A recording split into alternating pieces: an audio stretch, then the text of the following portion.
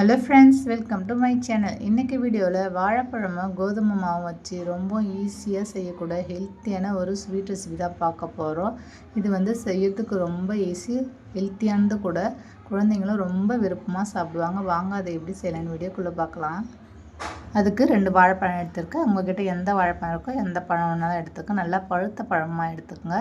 இந்த மாதிரி தோலையெல்லாம் எடுத்துக்கோங்க. நான் 2 பழத்தையும் எடுத்துக்கோங்க. எடுத்துகிட்டு இந்த மாதிரி ஒரு ஸ்போக் மூணு வச்சுட்டு நல்லா மசிச்சு எடுத்துக்கோங்க.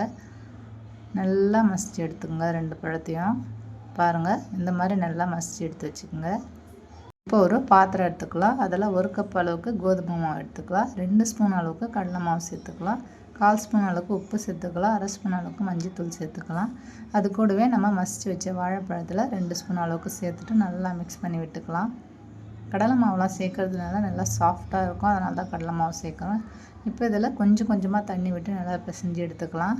தண்ணி மொத்தமாக சேர்க்க தேவையில்ல, கொஞ்சம் கொஞ்சமாக சேர்த்து பிசைஞ்சு எடுத்துங்க. இல்லை மாவு ரொம்ப தண்ணியாக ஆகிடும்.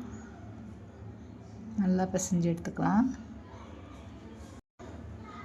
நல்லா பிசைஞ்சிடுச்சுன்னா பாருங்கள், இந்த மாதிரி நல்லா பிசைஞ்சு எடுத்துக்கலாம். இப்போ இதில் 2 ஸ்பூன் அளவுக்கு ரீஃபண்ட் ஆயில் சேர்த்துக்கலாம். சேர்த்துட்டு நல்லா மிக்ஸ் பண்ணி விட்டுக்கலாம். மாவு தண்ணியாக இருந்தால் கூட 1 ஸ்பூன் அளவுக்கு கோதுமை மாவு சேர்த்துக்குங்க.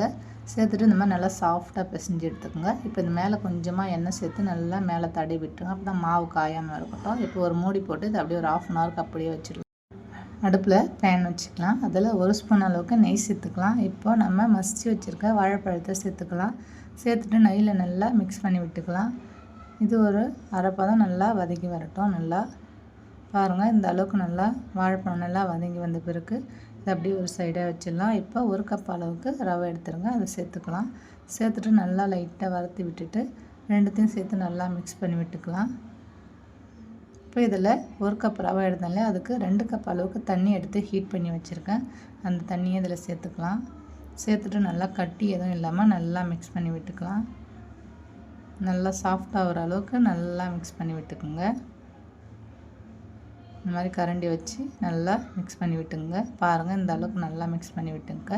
இப்போ இதில் ஸ்வீட்டுக்கு 2 கப் அளவுக்கு நாட்டு சக்கரை எடுத்துருக்கேன். 1 கப் ரவைக்கு 2 கப் அளவுக்கு நாட்டு சக்கரை எடுத்துருக்கேன். இது சுகர் கரெக்டாக இருக்கும்.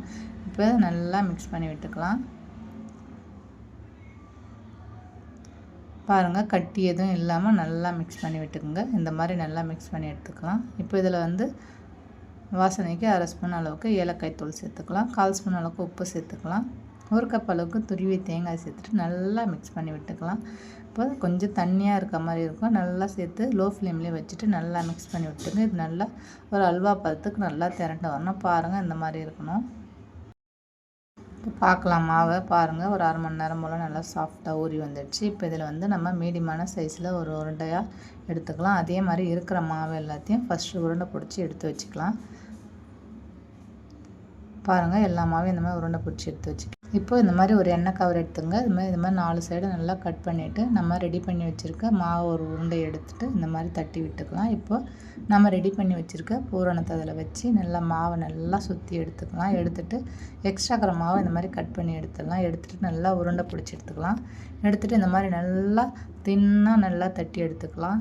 உங்களால் எவ்வளோ மெலிசாக தட்ட முடியுமோ அந்த அளவுக்கு நல்லா தட்டி எடுத்துக்கலாம். இது எடுக்கும்போது கூட நல்லா கிழியாமல் வரும், எண்ணெய் கவரில் தட்டுறதுனால. பாருங்கள், இந்த மாதிரி நல்லா மெலிசாக நல்லா தட்டி எடுத்துக்கலாம். பேனில் எண்ணெய் சேர்த்துக்கலாம். இப்போ நம்ம ரெடி பண்ணி வச்சுருக்க போலியை சேர்த்துக்கலாம். சேர்த்துட்டு மேலே கொஞ்சம் எண்ணெய் விட்டுக்கலாம். உங்களுக்கு தேவைன்னா நீங்கள் நெய் கூட சேர்த்துக்கலாம்.